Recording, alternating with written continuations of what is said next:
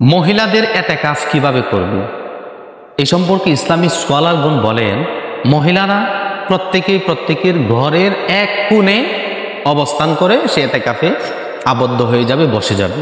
তবে তার শর্ত আছে। শর্ত হলো তার স্বামীর অনুমতি নিতে হবে, তার হাজব্যান্ডের অনুমতি নিতে হবে।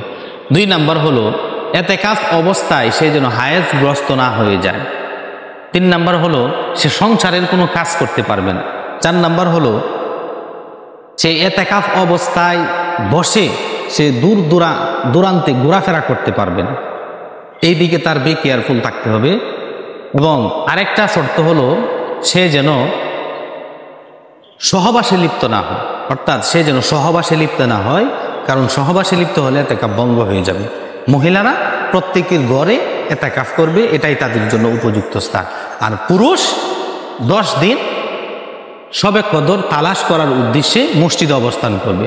এতেকাফটা এই জন্যই করা হয় যাতে করে শবে কদর সে পেতে পারে।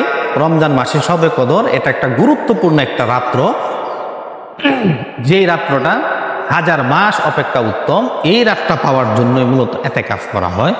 আমরা যারা পুরুষ মসজিদে অবস্থান করার তৌফিক দান করুক, যারা মহিলারা এক কোণে অবস্থান করে, ঘরের এক কোণে অবস্থান করে এতেকাফ করার তৌফিক দান করুক, আমিন।